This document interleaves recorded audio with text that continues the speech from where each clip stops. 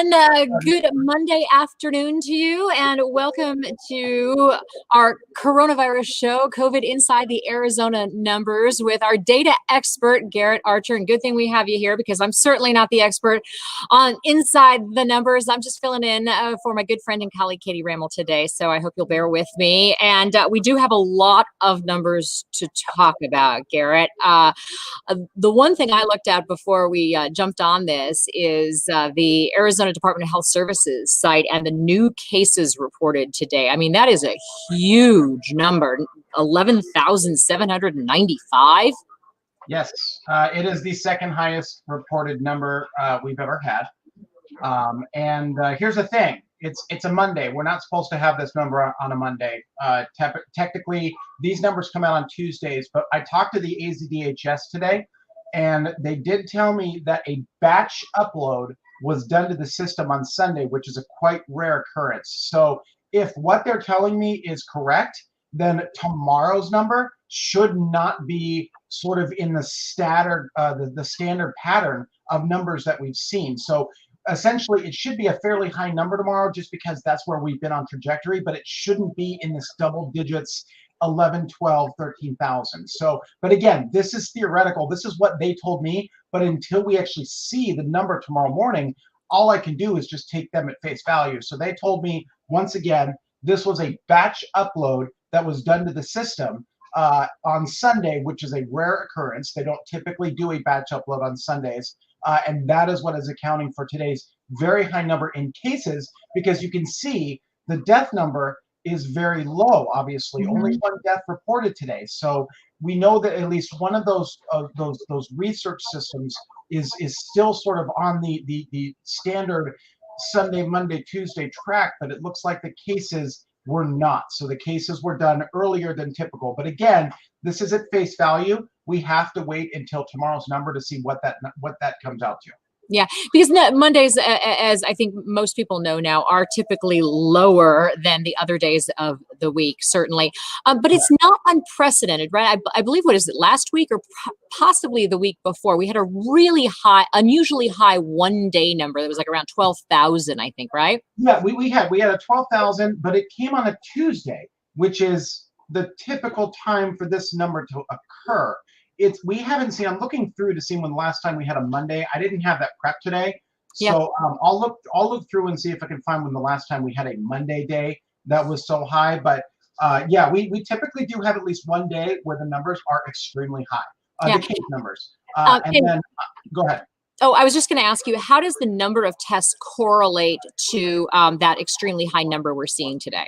So this is another one of those days, and one of the reasons I stopped actually reporting this number publicly, because if you look at the test numbers today, you would see that if you just take a simple dividing of the cases to the tests, our percent positive is 63.7, 64%.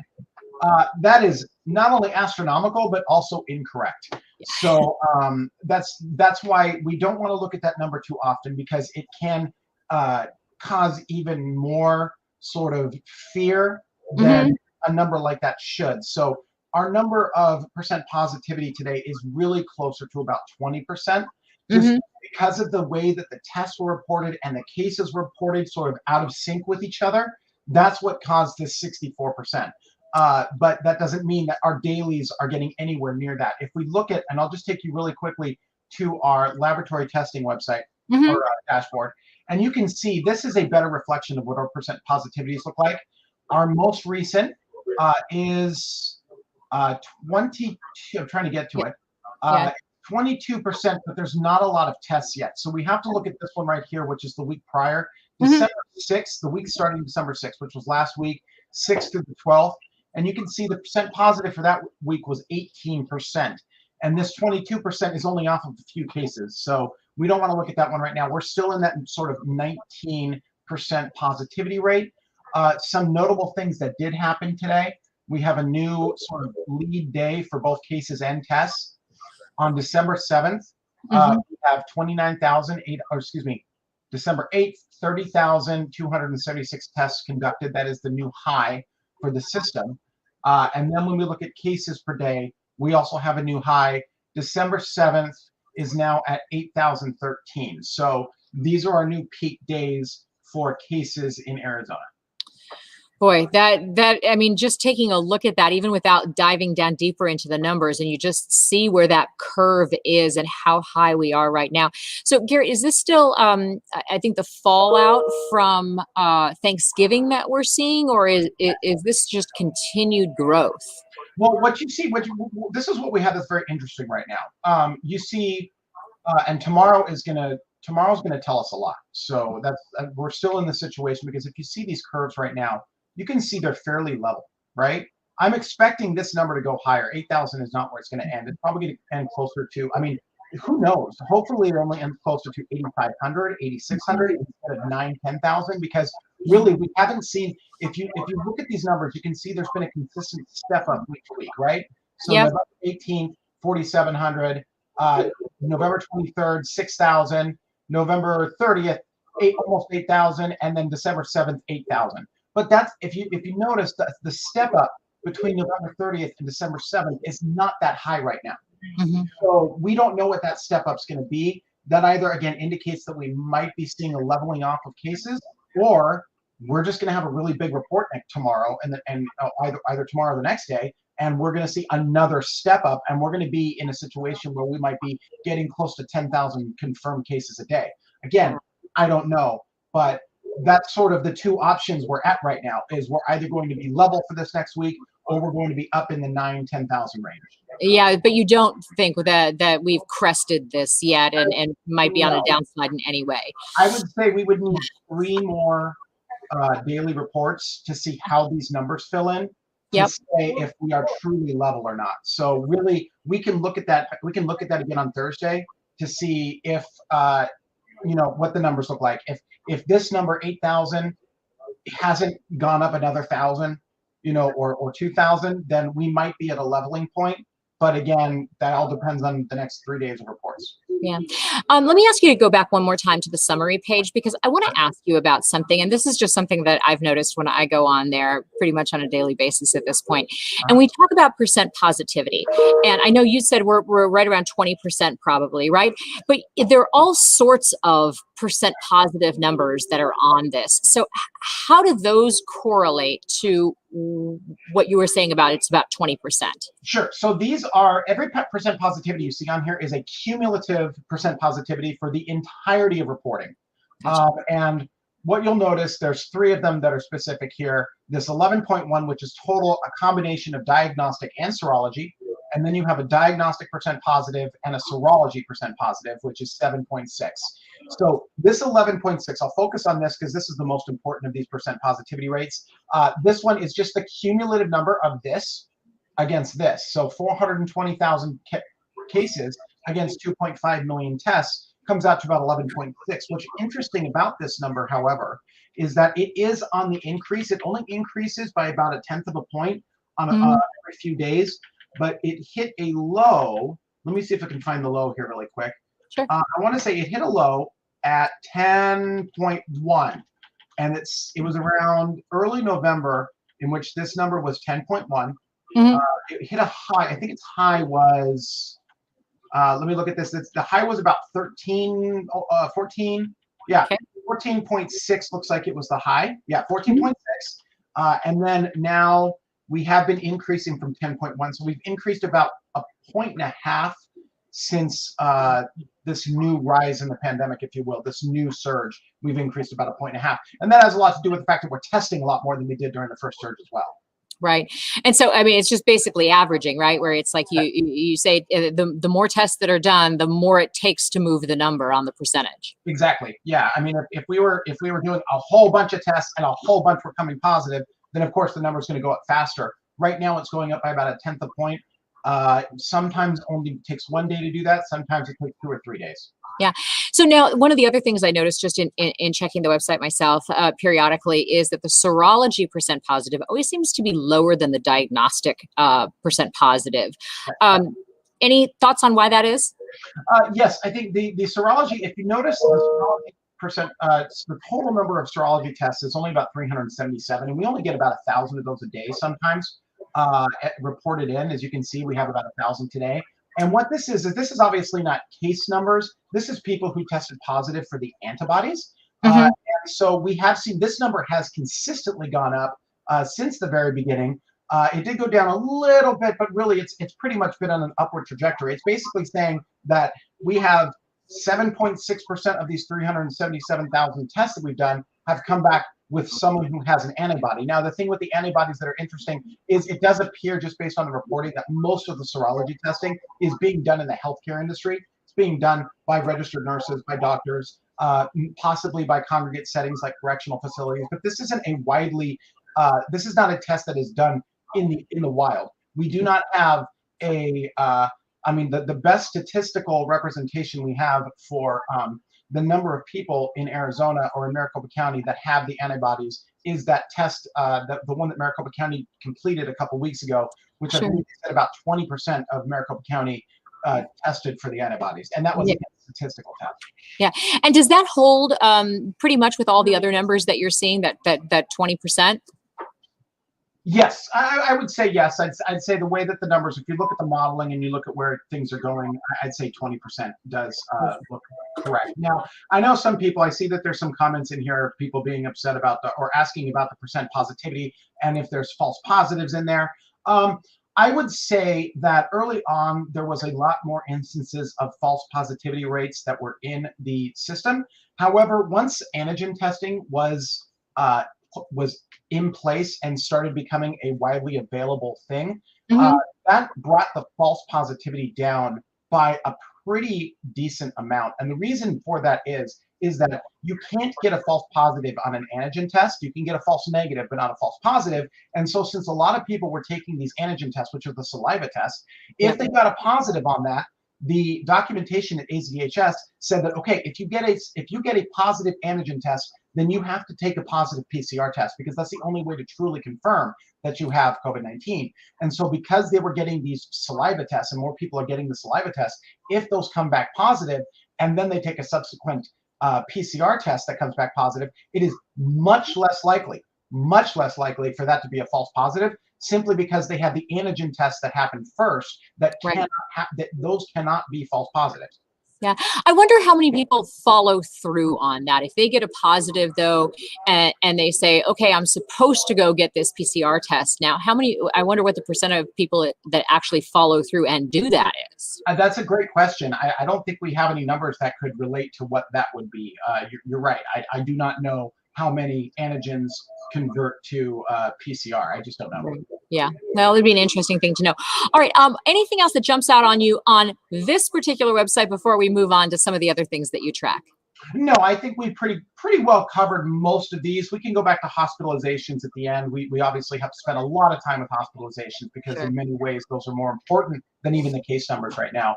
The case numbers obviously lead the hospital numbers, but the hospital numbers are so important right now.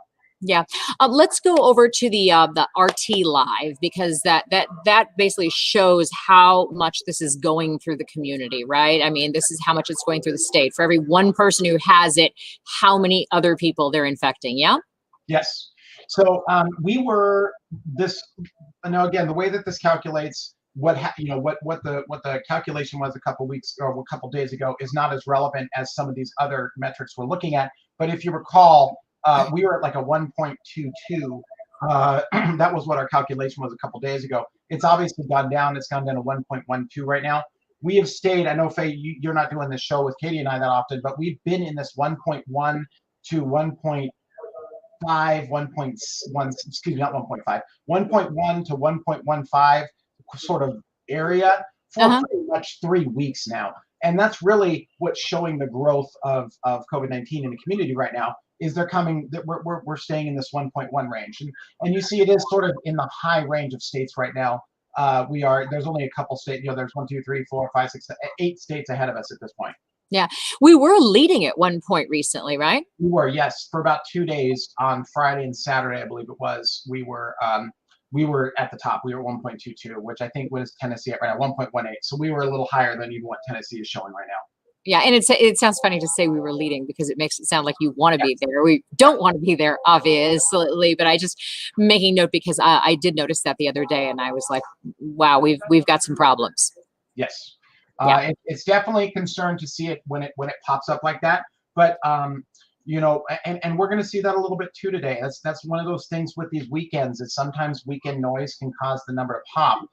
But we were seeing tremendous growth last week, and that's what caused that 1.2. So we'll have to see what happens this week. Obviously, if we are starting to level off, which again I don't know, but if we are, obviously that RT is going to start hitting the 1 sooner than later in the numbers. It'll take about 4 days for it to manifest itself, after the reports. But again, we'll see what happens in Monday of next week, really. Yeah. When you talk about weekend noise, what does that mean? Explain what you mean by that. Sure. So let me go to, I'm going to open something up here and I'll show you what I mean by weekend noise. Let's do that. I'm going to stop this. Actually, you know what? I'm going to go do something else. I can go to Johns Hopkins, which will also have the same report as mine, but in many ways it's a little easier to read than mine, especially for what we do here. Let me go to that. This is 1 second, please. No. Let's see, almost there.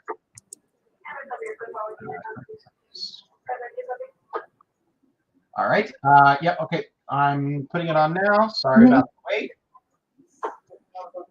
Okay. So this is the. Let me see if I can get this a little closer. Yes, I can. Okay. Sorry. All right. So this is the. I don't know if it's easy. And you know what? It is a little easier to see with mine. Sorry for being. Let's see. Is it going to work? I'm trying to show you. You can see these little yellow lines. Do you see this? Is it hard to see? Yep. I've got the yellow lines. Yeah. Okay. The small ones. These yellow lines are the actual case report days. They're trying to do some smoothing out, similar to what I do. But weekend noise are like when these yellow lines are dipped all the way down into here. Like you can see down here on December 1st, you can see a very low line or very low number right here was reported as compared to the week the week prior. So or the day after. So what that essentially means is that this weekend noise is we'll have days like what we had today with this 11,000, but today could have easily been 3,000 cases if they run that Sunday update. And so we could have had a day of only 3,000 cases, and then tomorrow's will be 12,000. So we usually have one day of a week essentially that has a really high case number because just of the weekend reporting. And that happens a lot during holidays too. So we had a lot during Thanksgiving where we had very low numbers for like 3 or 4 days in a row. And then we had some extremely high numbers the week after simply because they were catching up. Yeah. I know some folks are asking about individual county numbers. You want to switch over to that for a little while and kind of show us what's going on? Sure. Let me, where is the best place to go to that? I'm just going to go. I know that Brent likes Yavapai County, so I'm just going to go to Yavapai County's website really quick. Let's see. You know what? I'm going to do, see, I'm trying to say, I don't know if I updated my county numbers today. So it's hard for me to do a county. Brent, I'm going to have to get back to you tomorrow for a county by county because I have to, typically I have to switch a date around every week in order to update the county numbers, and I don't think I did that this morning. So you know what? I think Katie was also asking about COVID-like illness, and we will get to that. Yes. Okay. Yeah. We'll just start with Yavapai County. You can see Yavapai here, 8,353 cases right now with 147 deaths. If you look at where Yavapai was, say last week, that number for Yavapai last week, which would have been the 7th, was, sorry, I'm trying to navigate a spreadsheet at the same time, and that's always fun, was 6,796. So they've essentially added about a little under 2,000 cases in the course of a week or so. Okay. So that's where they are. Yavapai has been hit pretty hard right now. It's one of the counties that are getting hit pretty hard. So yeah. Let me go to COVID-like illness because that is important. It's one of those things that only updates on weekends, on Sundays. So I'm gonna go there. This is on the AZDHS website. And it was, yes. And so here we are. So interesting sort of tidbit here on the inpatient. Definitely, and I'm going to ignore, we have to ignore this week because it always shows a downturn for the most recent data. So just ignore these last two. We're not in some sort of, great downturn right now, but we are in a slowing of the inpatient. as you can see, we were going up by tremendous amounts at 15.8. And so far right now, we're at a 16.4, which is a slower than what we're seeing. Now, this number will recalculate next Sunday, but that's a good start for us as far as our hospitalizations. We don't want to see that continue going. And the reason why I'm a little confident that that inpatient number is more accurate is because if you look at the emergency room numbers, the slope is about the same from starting from November 8th all the way to November 29th. The slope of the numbers are about the same, and you can see this big break in this inpatient. Hopefully that's something that is going to persist on Sunday, that we are seeing a slowing down of inpatient hospitalizations, because really one of our biggest issues, in fact, our biggest issue right now in the state is our hospitalizations. And as those inpatients fill up, in fact, last week, there's now, I think with in the inpatient, there's now more COVID-19 patients than there are non-COVID-19 patients in the hospital system. And that presents a huge problem for healthcare workers. So we want to see this slow down. So hopefully this is an accurate representation of what the CLI actually looks like, and we'll start seeing a slowing down in both of these. Right. Since we're talking about hospitals, do you want to talk for a moment about like ICU beds and what our situation is there? Yes, let me go to that. I'll go back again, just staying at the AZDHS. I shouldn't even have dropped out there because we're just going right to the same place. So we're going to start with ICU beds. You can see that 829, we had a slight decrease from yesterday to today of 2 beds in the ICU. 47% of our licensed capacity is COVID-19 patients. 43% is non-COVID-19 patients, so it's 829 to 753. And our headroom is still about 9%. So about 91% of our ICU beds in the state are taken up right now. We look at inpatient, we're at 43% for inpatient. That's 3,677 beds. We're at 48%, so we're not quite there. I thought it was ICU that the switch happened. It hasn't switched in inpatient yet, but about 48%, 4,100 beds in the non-ICU. And then the headroom there is again about 9%. So again, 91% of our hospital licensed beds are full. And if you talk to a healthcare professional, they'll say that, well, even if it's only 90%, that's probably closer to 96, 97% of capacity, simply because we don't have the staff for all of the licensed beds. Right. Yeah, that's something that we've been hearing over and over again, right, from the hospital system, saying that there is a very big concern right now about having, the right number of respiratory therapists and adequate nurses, and there's so many people go into treating those who are hospitalized. So it's not just simply a matter of beds.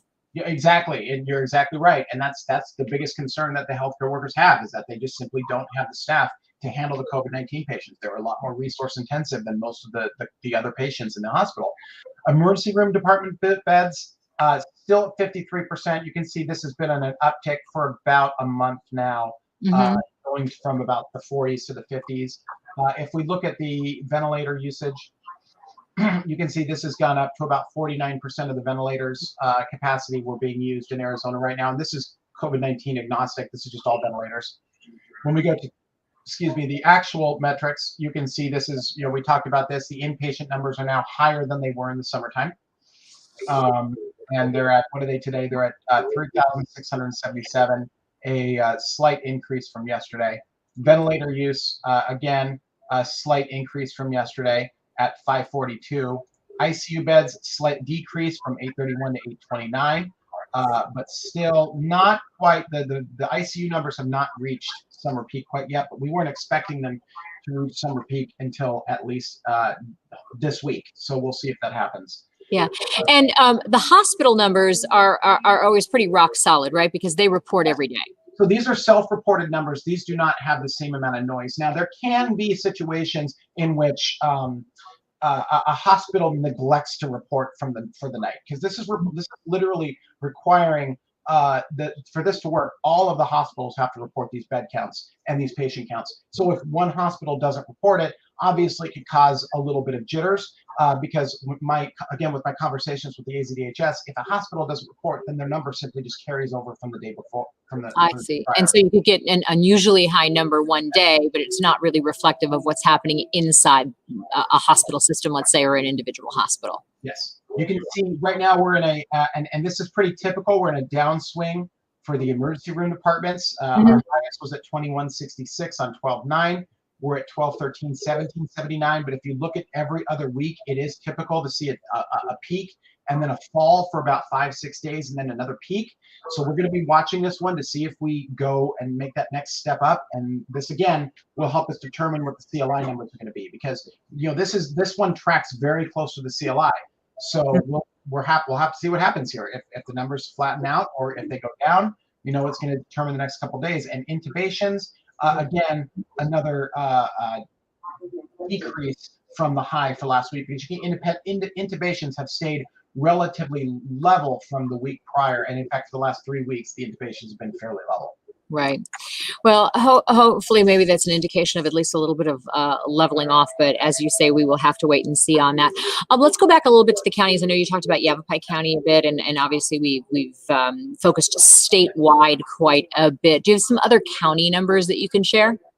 Yeah, so I know that on the COVID-like illness, we went over this a little bit last week, and I'll just take you to the workplace dashboard and show you what the CLI looks like right now and what it's likely going to be next week. And the answer to that question that popped up about the over 10 on Thursday is that there's a very high likelihood that a lot of the counties are going to be over 10 next Thursday. So this is the state's CLI. You can see obviously we're already well past substantial, at least what is considered substantial by the guidance committee in percent positivity and cases per 100, but we're not quite there for percent positivity, or excuse me, CLI. We're at 9.4 statewide. But if we look at this and we break this down, we can see if we look at other regions, this region of the state is already well past that for 2 weeks at 13.8. If we look at the eastern region, you can see that's at 8.9 right now, but likely going to continue to climb. So this one could very well get into the 10s. Yavapai is part of that other region. We look at Maricopa's region, that's at a 9%. Because we see that it has the ability to go from 9 or from 7.5 to 9, there is a likelihood, although it's not certain, that this will climb above 10 for this next week. In fact, I'm going to back that up. I'm pretty sure it's going to go above 10 on Thursday.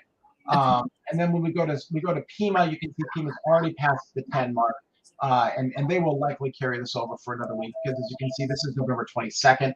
We're two weeks behind on this. We already know what the CLI looks like right now, so it's likely going to continue and will be substantial for 2 months or 2 weeks.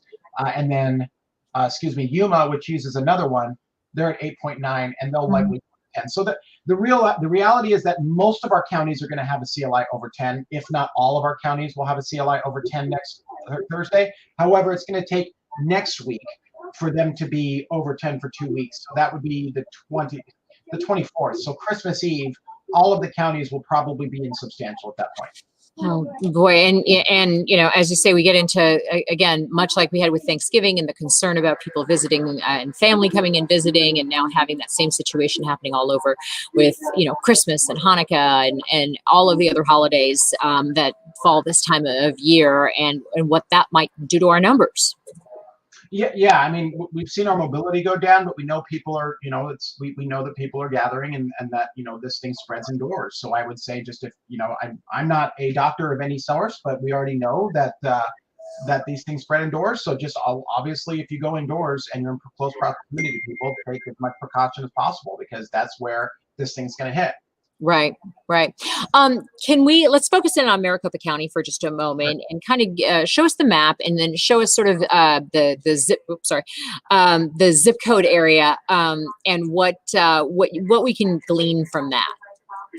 So yeah, this one has been sort of interesting. You can see this one's been red for quite some time. This one's pretty much all red in all of the different areas of Maricopa County at this point. There's different sort of shades of red, and I'll show you that in a moment. But pretty much all of the Maricopa County central area, with just very few. I mean, there's very few people in the Gila Bend region. This is up here. This is a tribal zip code up here, 85244. And then also this one right here, Tortilla Flats. Nobody lives in Tortilla Flats. Literally, there's like maybe 10 people. Okay, so maybe not nobody. It's like 10 people live in Tortilla Flats. So very few people live there. But pretty much all of Maricopa County at this point are in that uh, area. So let me see if I can pull up the other map really quick. Sure. Here it comes. Okay, let me just pull it up. So this is that same map that we just looked at, but now it's just got a little bit more detail on the cases per capita. Okay. This is my map. I don't have this anywhere on the internet. I have to get it up somewhere. I do apologize to everyone, but this is basically what the zip codes truly look like when you say, okay, I don't want to just use 3 colors, yellow, red, and green. I now want a whole range of colors to really tell me where things are the worst in Maricopa County. And you can see the East Valley, although the East Valley has had a sort of a lowering, it's been less than it was. And by the way, to read this map, if it goes into the purple to the black, that means a much higher case per capita than the yellow and the reds. So as you can see, most of the zip codes that are in the darker colors exist in the East Valley right now for the most part. We do have zip codes 85353 right here that has a very high number, as well as 85305 that also has a very high number. But this is sort of what we're looking at right now. Some fairly high numbers, mostly in the East Valley, but also picking up elsewhere. Yeah. Now, is this something that the general public can get at, or is this something unique to you? This is unique to me. I have to put it on our website. I keep meaning to do that, and I don't do it. I'm so bad about that. Every time we get to a Thursday, I remember this map exists and that I forgot to put it on the web. So I do wholeheartedly apologize to everyone. I will try to make some time to work this out, to get this on the web. I'll talk to our media people and get this up. Yeah, it's a fascinating map because it really does give you a whole lot more context, and you can really dive into your own zip code and see what's going on, and also see sort of track across the valley and see what's happening here.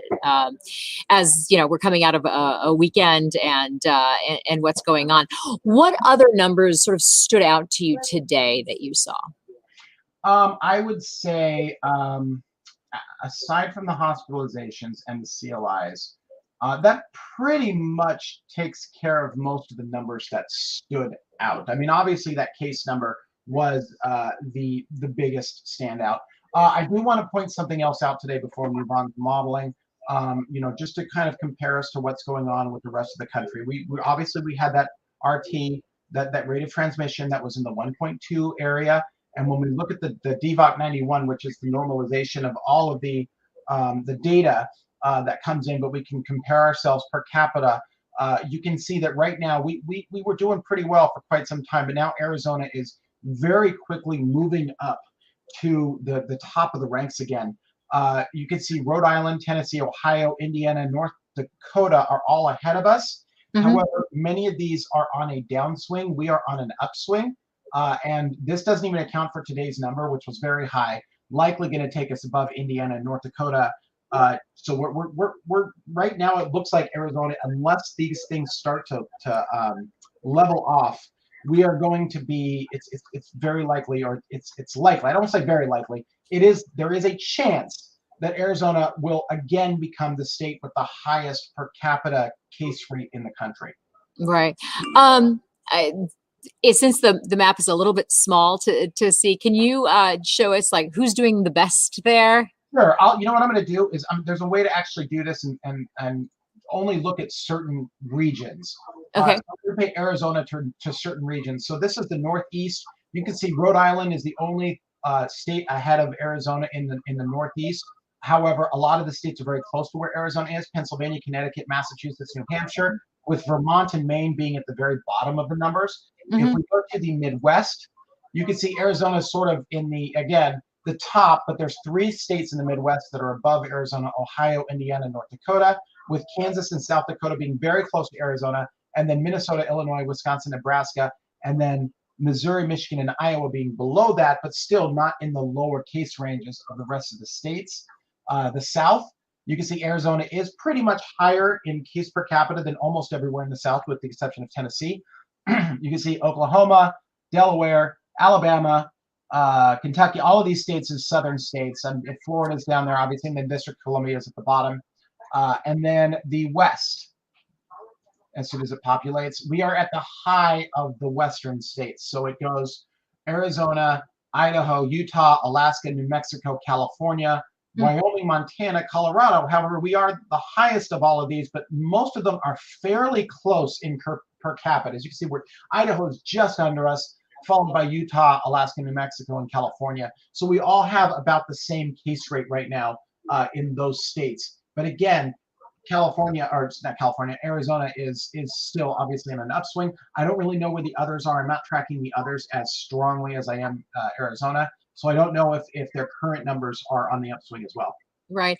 It's interesting to look at California because I think it's been so much in the news that they've been very aggressively trying to shut down things in that state, indoor dining, outdoor dining, a lot of things to try and somehow get a handle on those numbers. And I'm curious to see if you're seeing any kind of reflection now in this chart. Not yet, not for California. So we do not know if these mitigation strategies that they're putting out are going to have any effect. As you can see, California is still on at least, again, according to these numbers, on a very aggressive upswing that started about 11 days ago.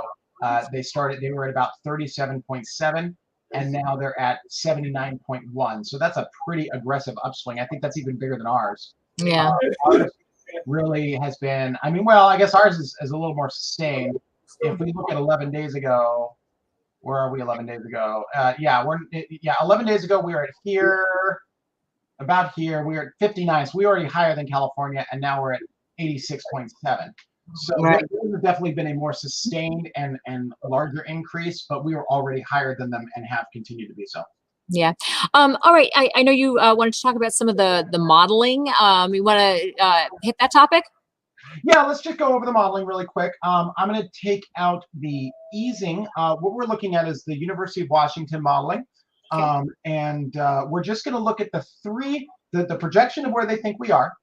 What would happen if tomorrow a mask, just all masks, everything shut down, was put into place, and compliance with the mask ordinance was 100%, and Okay. then a rapid rollout of the vaccine. Those Okay. are the three what we're going to focus on here. You can see as far as our total deaths, they don't really diverge for about a month. It doesn't matter what we do. It's all going to stay the same for about a month, and then they will diverge. And about April 1st, we should see a current projection of for on March 31st, we would see 12.3 for where they think we are, 11.9 with a rapid vaccine rollout, and then with universal masking, 11.2. When we go down to the next one, I'm going to take easing out because easing's not going to happen. And this is the three where they think we're not, again, that this is the whole thing about this being baked into the cake for at least 2 weeks. You can see that it doesn't matter that we received our first vaccine rollouts today.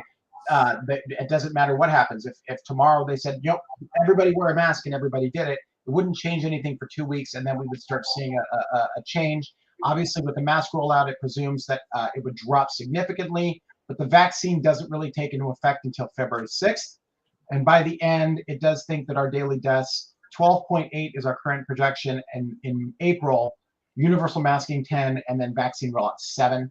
And then when you look at the daily infections, again, taking out easing, same exact thing. You see that the infection rate for the vaccine doesn't actually go under masking, what it is masking, until February 23rd, when the vaccine starts to become the most dominant thing that the model believes would bring the case numbers down, Right. to where it would bring it to under 1,000. And again, this isn't a confirmed case. This is literally just out in the community.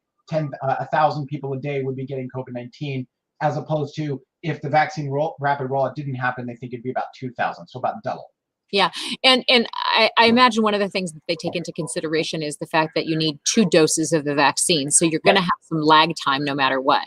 Yeah, there's at least a 2-month lag time. I mean, right now we already know that based on these numbers that the vaccine is only going to healthcare workers and long-term care facilities right now, and then the general public should have it more available to them in February. But like you said, February, March, it basically takes a month for this thing to kick in when it goes to general population.